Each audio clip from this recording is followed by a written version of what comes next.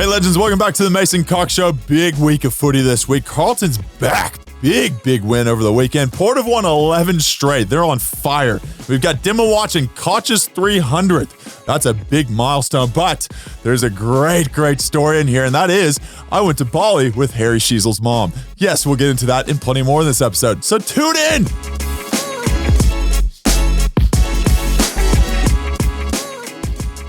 All right, let's get into it. The footy fix. What do we have for the clanger of the week, Braden? Oh. Big Carlton win. We'll get to that. That's not the clanger of the week. That's very well done by Vossi and the boys, but we'll get to it later in the show.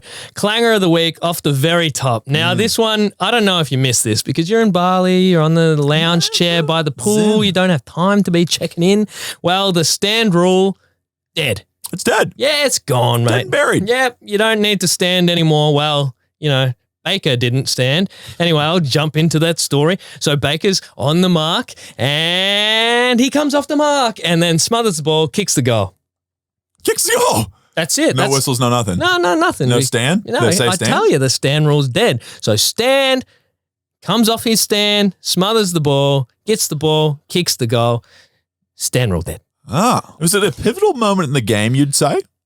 It was Richmond were 55 and Saints were 44. 5 minutes left in the second. So bit of a momentum shift. Not really. It was not a lot in it. That put them up by another couple of goals going into half times. Probably not even like important, is it? I love the St Kilda players' reaction of like hands up, like, yo, what are you doing? I just don't get the point of the stand rule if you can just not stand. So, yeah, a bit of a weird one. I'm going to say just a temporary, that's a clanger on the umpires. I've given them double barrels. Cautious, Braden. 2 weeks in a row, but I'm sure the AFL will come out, clear it all up. They'll have a reason behind it, and they'll give it the green tick. So stand by on the stand rule, Dad. Stand by on the stand rule. Because I'm sure it's not, because you probably give away a 50 next week. So I don't want to be giving you bad advice. I'm not taking your football advice. I had to break it to you, Braden. Do not. If the club is like, what the fuck? I got this advice from Braden on the podcast. Here's the clip. Temporary question marks around it. Got it. Question marks on the stand rule. All right, I'll go into my clanger. Everyone just settle in. This is me trying to explain cricket. This is going to be a golden nugget, you best believe. Trying. You're a big cricket fan. Huge cricket guy. Huge stumps and bats and raise the things. Anyway, so over the weekend, there's a bit of a match going on called the Ashes, everyone knows. And it's essentially a competition for the tiniest cup possible for a championship trophy. The urn. The urn. Yes, the miniature urn of literally 2 inches tall. Anyway, we move on. The bowler, Ollie Robinson from England, number 57. Here, numbers, not a big thing in cricket. I'm a big fan of them, so I'm going to say number 57. He's bowling. He gets Usman Khawaja out. Now, Usman Khawaja, what I've been told, decent little knock, right? 141 runs at this time. That's pretty good. That's a century plus. You raise the bat at that point. He's had a good outing, as they say.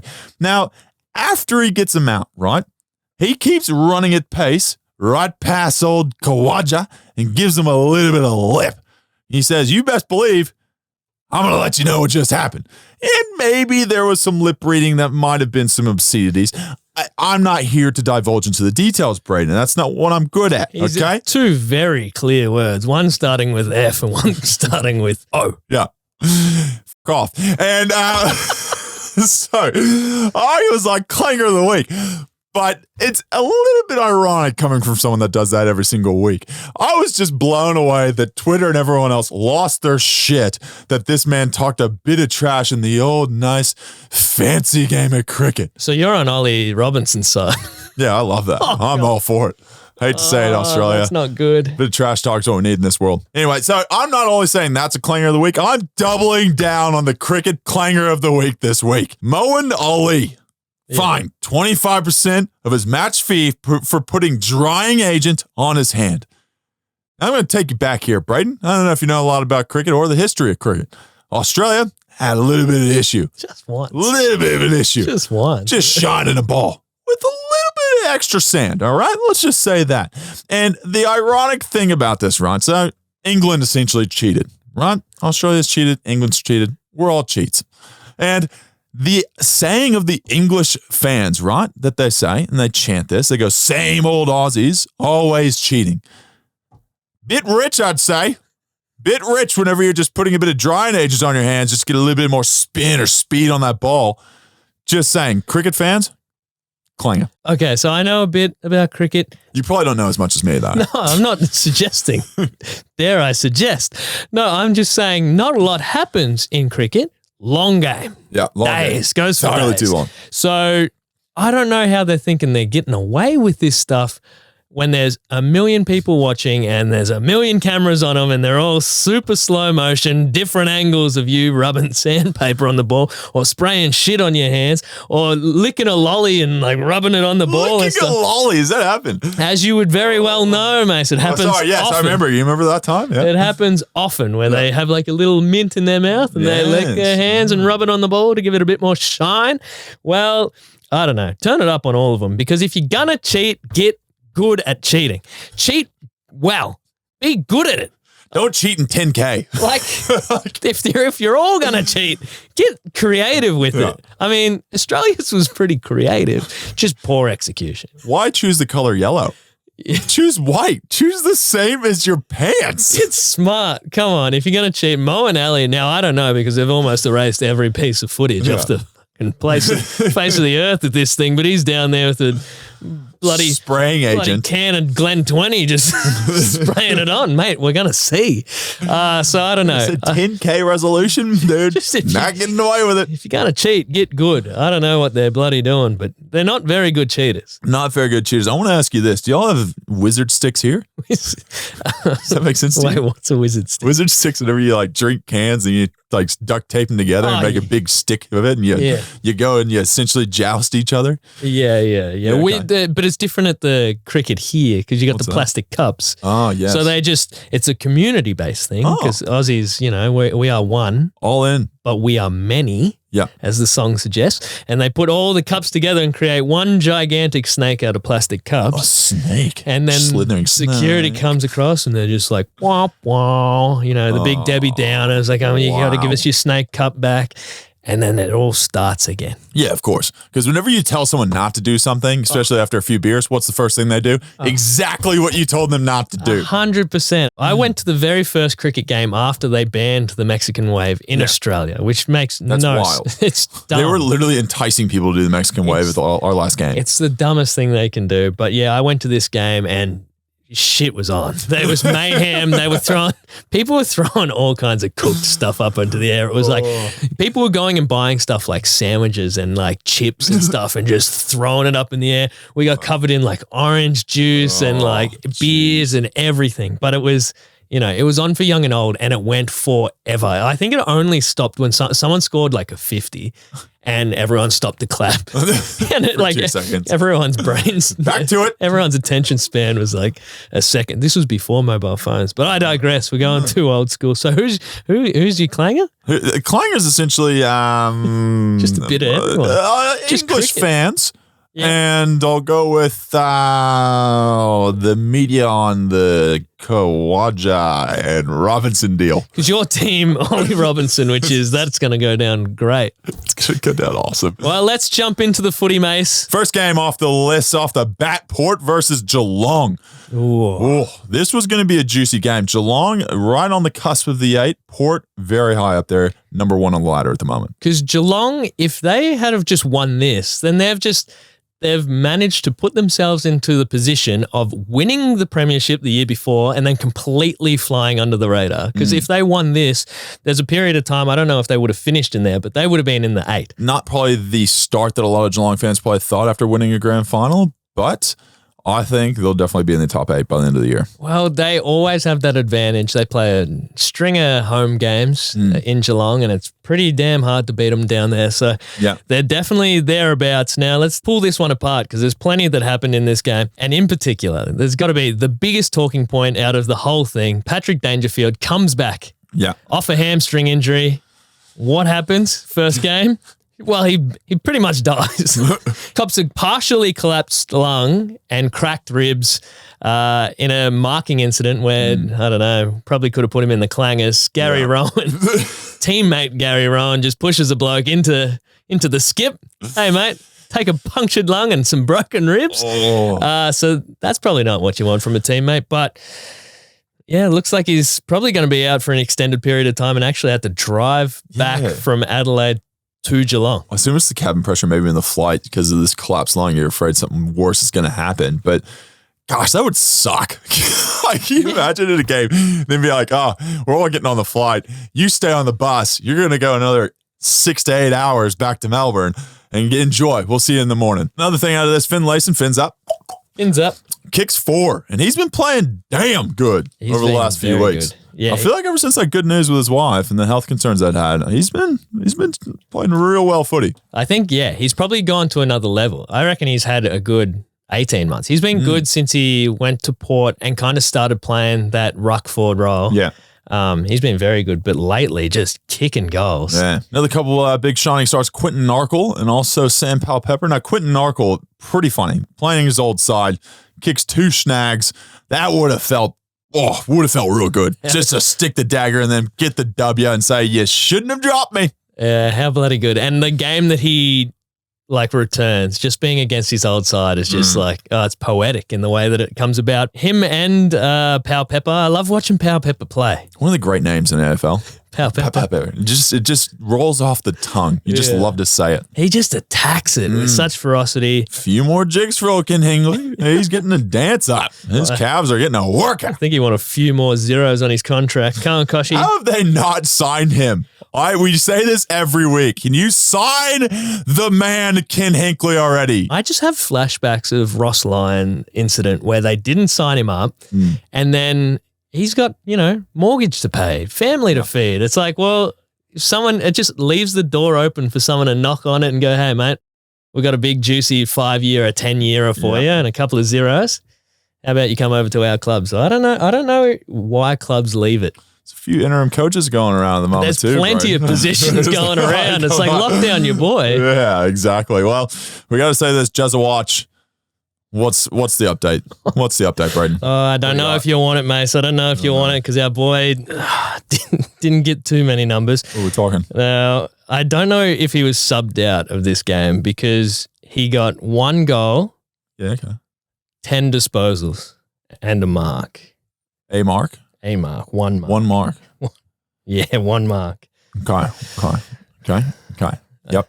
I think we go back to the drawing board, have a look, we reassess. He'll bounce back from this. He better will bounce back, 100%, because I've got him winning the Coleman. I need him to bounce back. Well, somehow he's still second in the Coleman after a couple of weeks that he's produced.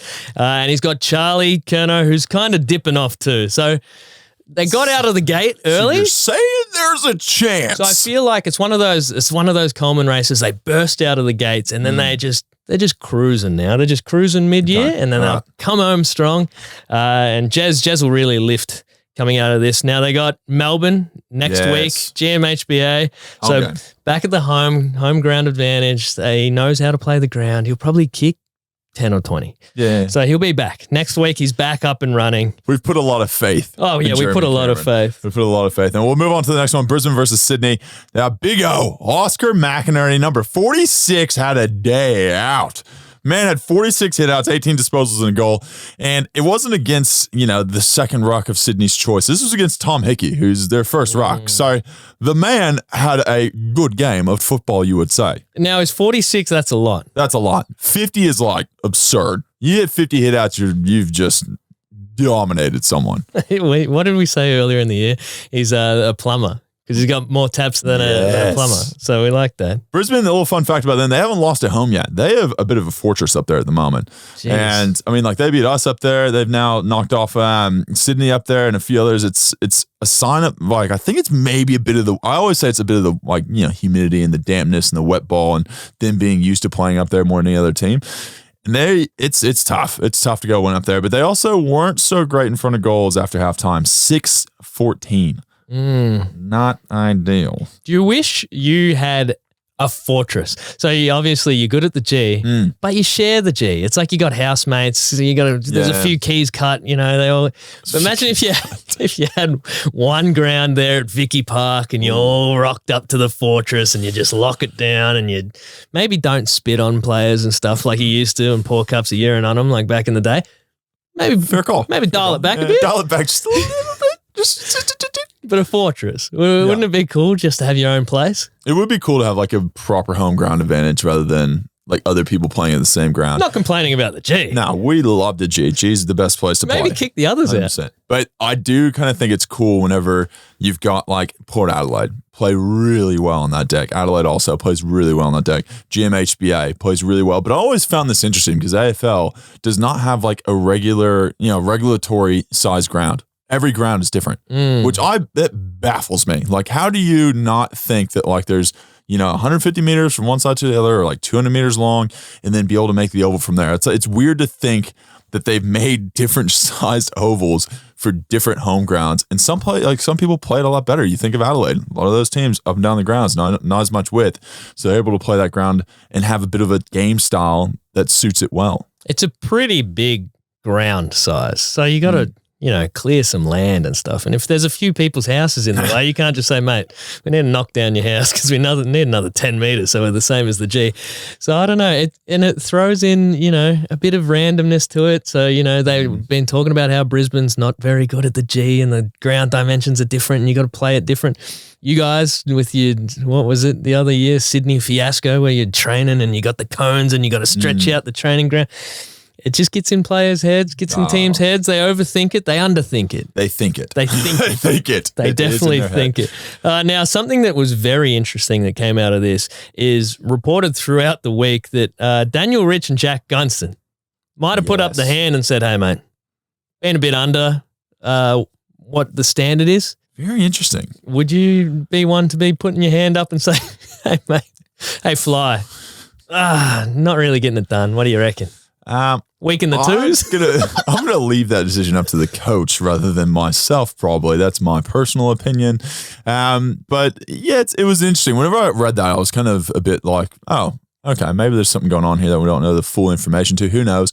But, for them, if they're sitting there saying, like, we want the best team out there, and if they think they're not part of that best team and they're going to be better without them, then I guess it's understandable. I wouldn't really probably give, as a personally, like myself, I wouldn't give someone else the opportunity to play better than me on the week, if that makes sense. Like, I don't want someone else who's going to come out there and, be able to give that opportunity to someone to outshine me. Like, I'm hopefully going to go out there and play my best every single week. So that was an interesting one from my perspective. I'm not sure. Because you're backing yourself in, yeah, right? 100% you would.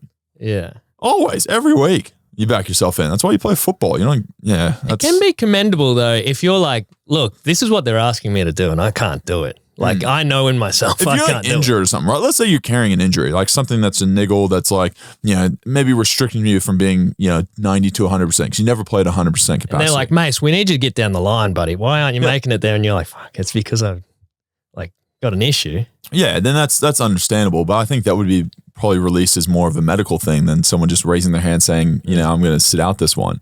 So it was a very unique, I've never heard the scenario happen in AFL before.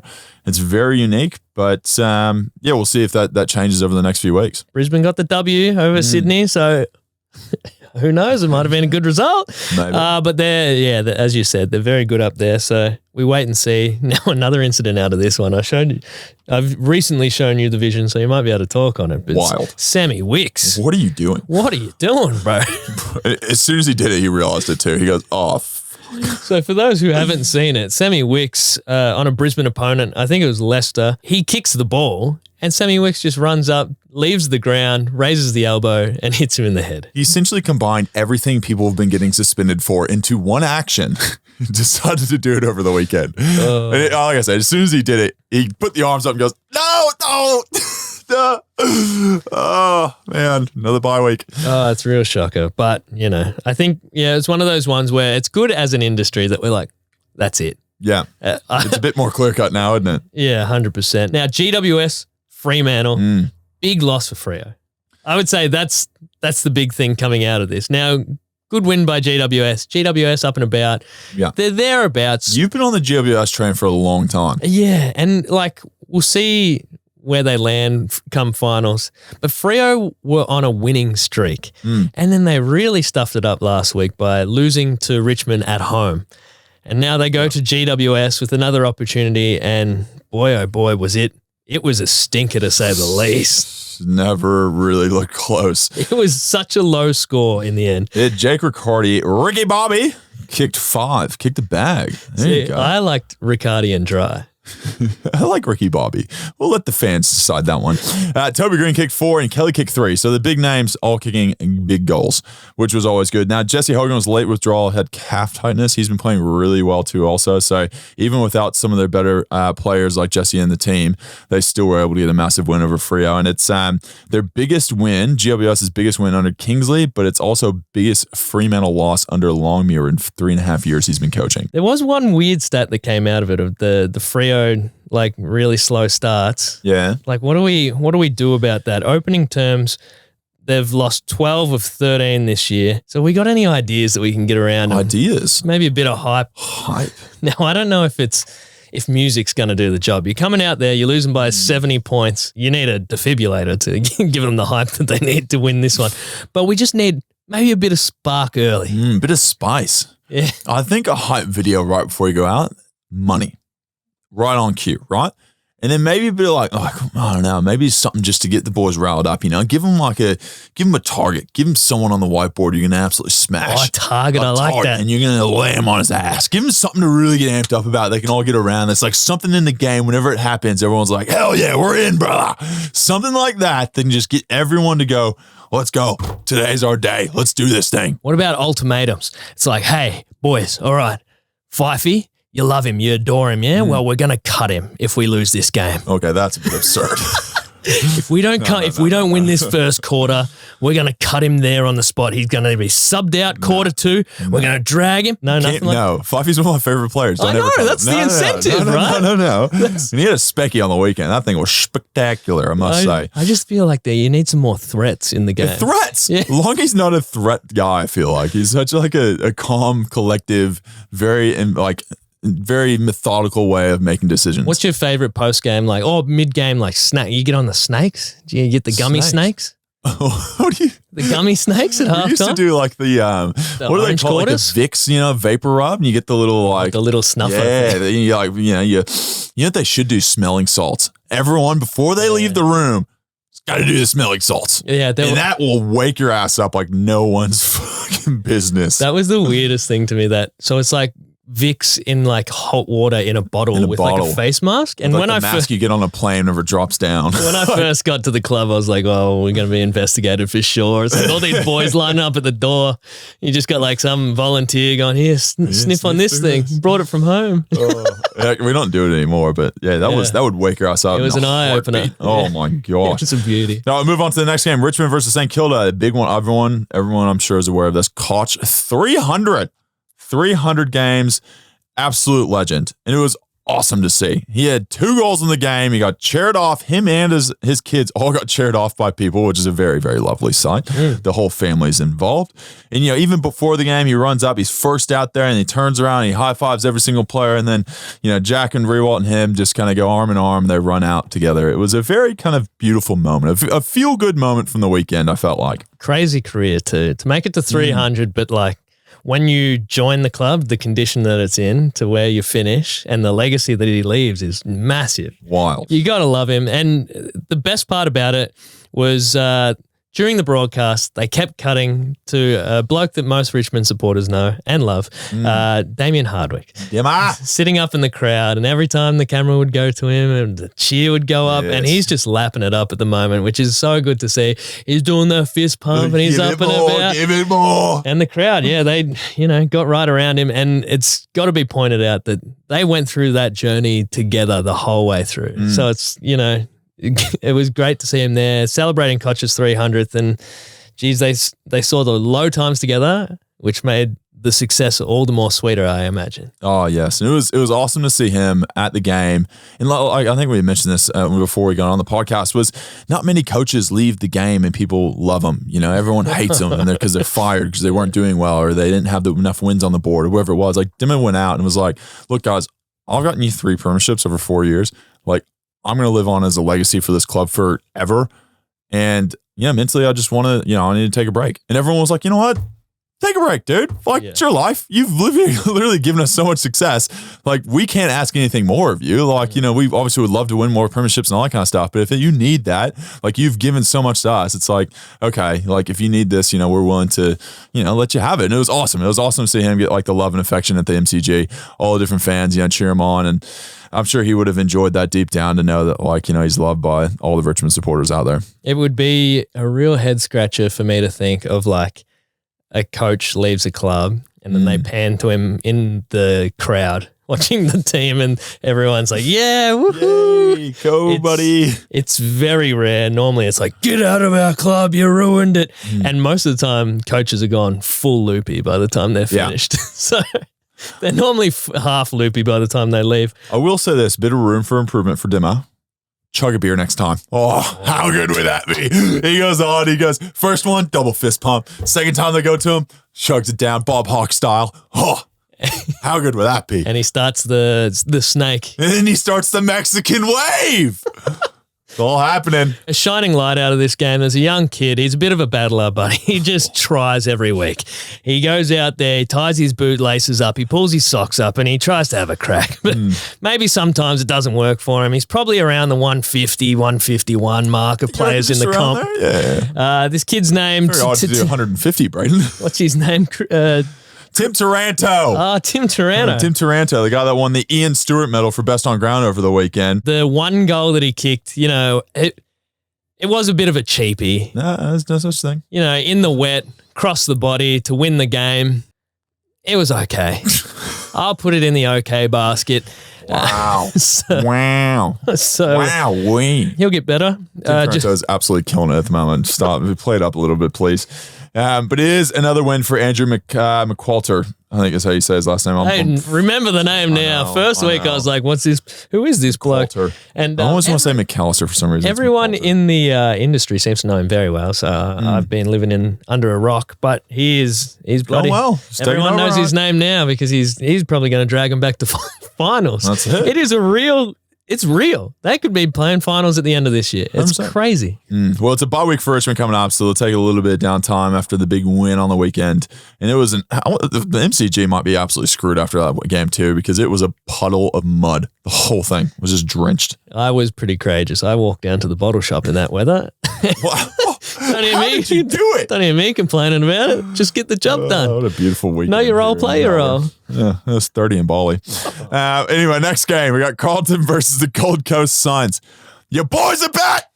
What's the Navy Blues song? Here we go, blues. I don't know. It's been freaking ages since I heard it. So it's hard to remember. Let's break it down because they didn't really burst out of the blocks, and I'm sure every Carlton fan was sweating because this was D-Day for them. It's like you got to show something against Gold Coast at home. In the second quarter, Carlton came out and blew them out of the water. At one stage, it was wild. They were going at 100%. They were 9-3 they kicked to Gold Coast's 0-3 in 30 minutes of play. 12 scores from 15 entries. That's insane. Everyone was like, oh, Carlton can't kick goals. They're struggling to get into the forward line. They come out here and do this. Yeah, and most of them were coming straight out of the centre bounce. Now, it's good when you get one or two, but they were getting numbers up. So, I don't know. It was as much as good as it is for Carlton, I just feel for Stewie Dew because we love him. We do love him. And they were coming off back-to-back good performances up there, not in Cairns, which is in Queensland. They were in Northern Territory. Darwin in the Northern Territory. There was a couple of ex-Blues that were turning it on, but in particular, Levi Casbold, who kicked his 200th career goal, which is great. That's good. But there was one goal that he kicked in the pocket. 50 seconds left in the game. The game's over. Yeah. But a fight broke out at a ball-up situation. Levi switched on, nominates about 30 meters away from this thing and comes barreling in like a big locomotive, snatches the ball out of the ruck, kicks it on his right, snap across the body from the boundary line, and it goes through the 1 foot gap there would have been to fit this ball through. It's an incredible goal. The TV director, he missed it because he's like, they're all looking at the fight. He's locking up the door on the way out already. Everyone bloody missed it, and it cuts back, and everyone's like, what just happened? And it's like, Levi kicked a miraculous goal from the pocket, which is insane. It was insane. I love a ruck goal out of the ruck. It's a real disrespectful thing. Real disrespectful thing. Like when Tom Hickey got 2 kicked on him in the grand final last year against Tom Hawkins, kicked on him, and it was deflating. Yeah, and that's deflating. It's always a big key forward that's like just a big boy. They're like 110, 120 keggers, and they're just not moving. Tree trunks. Oh, Hawkins is great at it. You get someone like Charlie Dixon, Big Charlie. Yes. Oh. It is a great feeling at the Carlton Football Club this week. Everyone is they're back on board. They've pulled their memberships, back into their pocket, and they're back on. They're cheering their team off again. Yeah, we love to see that. Is it a good time to get the bye, or is it a bad time to get the bye? Do they want to carry the momentum to go straight into the next one and have another crack, or are you just happy to be happy going into the bye, reset and start again? Either one's good, I think. But if I had to choose, I'd probably choose momentum. I think they would probably love to have the same bye week as us, come back, played this game this week, and then continued on with this, right? This experience and being like, hey, came back, we freshened up from the bye. We had a big win as our first game back, and we're going to continue the momentum through the back end of the year. That would be the ideal scenario.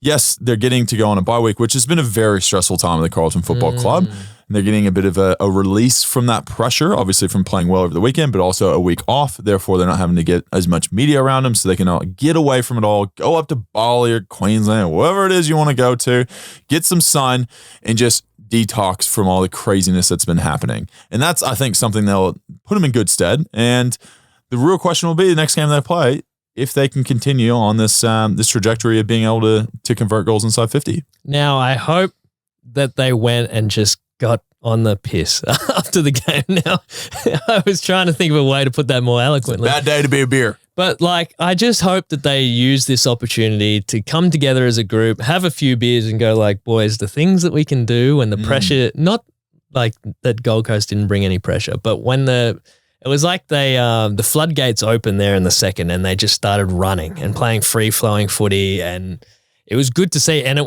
just reminded you of what you saw from Carlton last year. So it's hopefully they can just reset, go like, let's dump all the pressure and let's just have a crack at the second half of the year. There's a lot of love for Carlton right now on this podcast. No, because I would like to see them up so they can get knocked back down. But last year would have been your favorite year, I feel like. It was pretty amazing. I did Melbourne losing at the death with the Lyndon Dunn high 10 in the crowd to there's just moments where I feel like as a spectator, and I don't care if it's Carlton or someone else, but I feel like there needs to be a team with tons of expectation that performs really poorly.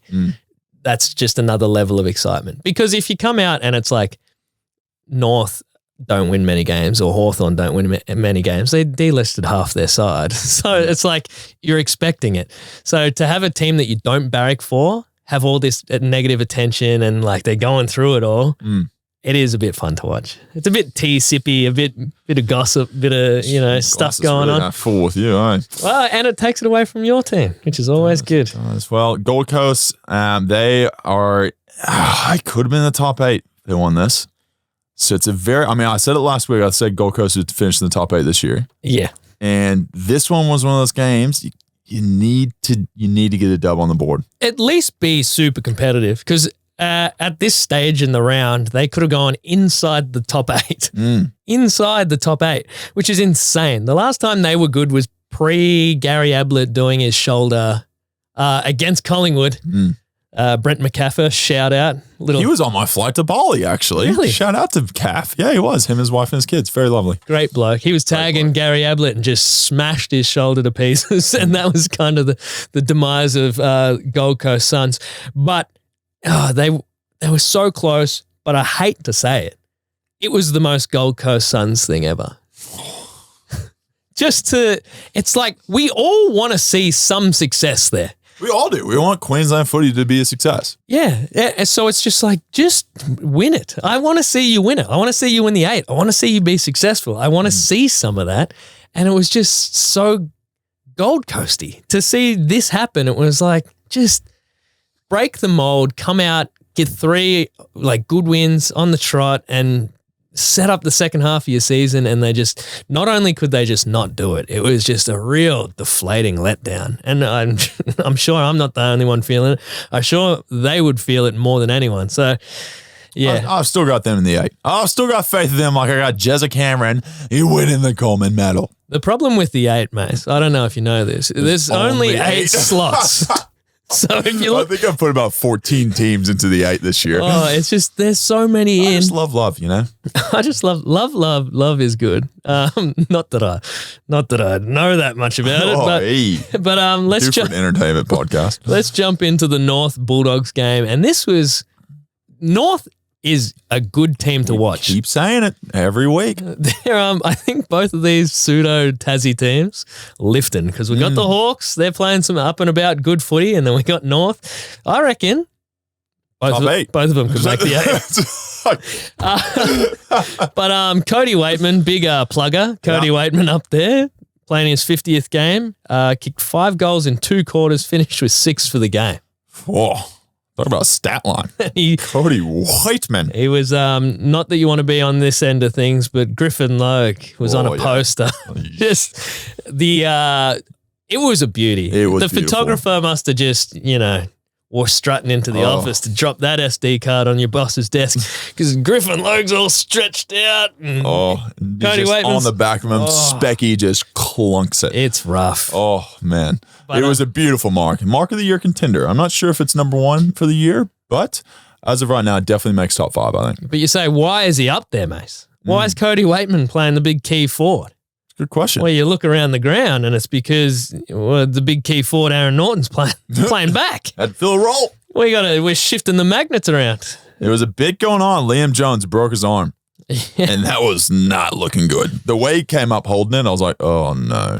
You can tell right away something's happened. Yeah. Something serious has happened. Well, being kicked in the arm will do that to you. That'll do it. That'll do it. Apparently he fractured one of the bones. He's got to get a plate in there, but it's bizarre how these things work in footy, because I don't know what's the difference between most of these, but, if I break an arm, I'm done for the year. Bedridden. Yeah. Like, bring me some soup. I'm struggling. But these players would be like, oh, he'll be back in 2 weeks. It's nothing. Just cut me open, chuck some plates in there, and we'll call it good. Get her going. So we see how that goes. Does Norton stay back? And Josh Bruce comes in and plays forward. Josh Bruce obviously got dropped after the game against Port. Yeah. Charlie had a big night out against him. Do you bring it back in and it's just status quo? Do you bring back Josh Bruce? He goes straight back into the back line. You bring Norton back into the forward line, and it's just, we play as usual. It's at least they've got players that can slot into these slots. Yeah. Well, they've got, both of these teams have a bye week coming up, so they've got a little bit of time to make this decision. But I think you move Josh Bruce back to back as a defender fullback, and then you move Naughton back forward. He's too important in their forward structure to not have him there. Naughton's too important to the structure not to have him in the forward line. A lot of people, because Naughton played like his junior footy back. A lot of people reckon that he's a gun defender. So it's like potentially the whole Darcy Moore situation. Are you playing a Darcy Moore up forward when he could be, all-Australian captain down back? Very true. So you could flip him, and then we know Josh Bruce can do freakish things. He can kick bags. So I don't know. He was, before he got injured in 2021, I'm going to say, before they went into the flag against Melbourne. Yep. He was second in the Coleman. Yeah. Dude was killing it. That's absolutely killing it. Insane. And then, they've got almost a logjam of forwards up there with Ugelhagen, and then they brought Lobb in over the off-season. Yep. So he's like, hand up, I'll go down back. People weren't dynamic. So, geez, he can play everywhere, but... Here's my advice to him, right? Well, I saw another fella rolling around here on this game, Zerha, rocking a bit of an accessory, let's say. Bit of a Travis cloak about him. He was rocking the glove. Yes, the old glove. I think Josh Bruce, chunk that glove on, you might kick 10. Right. Throwing it out there. Best idea. Now, I think that we're coming up on one of the all-time stories of this podcast. This is a great one. As we know, you went off to Bali, a bit of rest and relaxation, and you met someone on the plane over. Sitting next to me, and I must say this, the most lovely people. sitting next to me and all around me. It wasn't just next to me. It was like I was aisle seat, and these were two to the right, one to the left, two behind me, two back to the left. Like it is surrounded by me, right? And I'm sitting there. I got Darcy Moore and Jamie Elliott, same flight. They're in business class, right? As you do. What is this flight? It's a wild flight, believe me. And then there's about 8 women that are all there, and they, on their shirts, all have matching shirts. It was someone's 50th birthday. And it was the Menopause 50th birthday extravaganza up in Bali. So I'm sitting in the middle of this, and these women, they're hooting and hollering before they get on the plane. I'm going, this is going to be a great experience. They've titled it the Menopause 50th I have not titled it. This is their words. This is their words, everyone. Do not put that on me. And I'm sitting there, I'm going, okay, whoever gets to sit next to these women, they're going to get an earful for the next 6 hours, right? Luckily enough, that person had to be yours truly. One of the ladies goes, that's Harry Sheasel's mom. And I was like, oh, hey, how are you? So we start having a conversation, right? And in my mind, I'm going, oh, Sheasel, next time we play you, I've got 6 hours of dirt on you. So you best believe you should not be anywhere near me because I will be throwing the trash talk around the football field for the whole game. So you went to Bali with Harry Sheasel's mum. Essentially. Lovely ladies, great time in Bali. 6 hours on that plane ride didn't get a wink of sleep. I'll say that. Didn't get a single little bit of sleep, but it was all good fun. Jeez. I feel bad for him next time you guys come up against him. Can we tag him in this? I want to just need to have a chat with him. It's going to be the title of the episode, mate. Sheasel's seashells by the seashore. God damn. We've lost it. Anyway, this game. Yes, the game. There's one more odd thing that came out of this was Bailey Smith running laps post game. Yeah, it's an interesting one. I don't know why. The thing I think, if I were to hear that and not hear his name, right, I would think that's the substitute. Yeah. That would be the person that didn't play a full game, right? But the fact they played a full game and then want to do, I mean, credit to him. It's business. You're going really well and you want to be better. And I give you full credit to that, but that's something I haven't really seen too often. I was kind of wondering what was going on. Odd. I think very odd. We'll have to wait to see what else comes out of this space. Watch this space now. Someone we talk about every week. Big Suv. Nick Larkey signed on to 2029. We love it. We love everything about North Melbourne. So we love the Suv signing on. We love players sticking around. Yeah. And they've got a team to really build on. Let's jump into the game for next week. Next week. That's forecast. They're right on the edge of the 8. Yeah. So they got a lot to play for. You guys are up there, fair way ahead. Could probably put your foot off the gas, just glide into finals. It's a big game, Braden. Stop playing it down. It's a massive game. And Adelaide's one of those teams, hey, top 8, I'd say this year. I know, top 8's getting expanded. But seriously, they've been playing really well. Tex Walker kicked 10 last time they played. 10 at Adelaide Oval. So that matchup versus Darcy Moore, box office. Their forward line, very potent. Very good. But Darcy Moore playing on Tex, he's a big boy. He is a big boy. So he's going to have to rely on a bit of speed and a bit of agility. Those are 2 things he has. So how do you see this game playing out? Who do you go up against? Big O'Brien in the ruck. Big O'Brien, the big fella. Let's hope his Twitter account's okay this week. He's actually like the nicest guy. Actually, whenever that happened with Nick Nat, I was like so confused because he is like a lovely human. I was like, oh, I feel bad now. Well, you got to G yourself up for games. Has there ever been a player that you're like, who's the most intimidating player you've ever come up against? Intimidating? Yeah. Probably Nick Nat. Yeah. I'll never forget once. The first time I played him, it was like my 3rd game ever playing, and we're at what's the other? Not the new Optus Stadium, the old one, the Waka or something like that. Yeah, I think we were there, and I remember at one point Levi Greenwood and him got in a scuffle, and like Nick Nat's over the top of him, like shove him into the ground. And I was kind of like 10 meters away, and I see Levi look at me as he's getting his face pushed into the ground, like help me, and I'm going, and I had to like jog over there and be like, oh, please get off him. Please get off him. Don't kill me in the process. Whenever you're ready, mate. Oh, yeah. Then Levi, of course, as soon as I hit like Nick Nat, Levi just darts off and he's gone. You never see him again. He's a genuine big boy. He's a big, big boy. So do you ever do anything to G yourself up to play big games or against big boys? I do write notes on every single player, like before I play them. I wouldn't say it's probably like negative on them. It's more like, the positives and like a few kind of rooms for improvement you might be able to exploit, and then some other things that they do really well. So I don't think there's anything I do per se. So you write little notes on them. Little notes on everyone. Yeah. Do you just make up stuff to make yourself feel good? No, I'll just say, what I'm good at and what they're not as good at sometimes, and where you can, like I said, be able to have a little bit of an advantage against them. Because, I've played against O'Brien for a long time, so I kind of, like right now, I could think of all the different things I'd probably be writing down on my note sheet. We won't go into it, though. And something very big happened throughout the week. Yes, big news. Scott Emblebury and your coach, Fly, Craig McRae, Craig, as you like to say in America, signed new contracts. Pendle's on for 1 more year, Fly on for another 2. We know Pendle's is really going to sign on for another 10 1 year. I just want to see him hit 400. He's going to get it pretty easy, I reckon. Knock on wood, man. He's just going to keep going. He deserves it. He deserves 400 games. Well, he's not getting bad.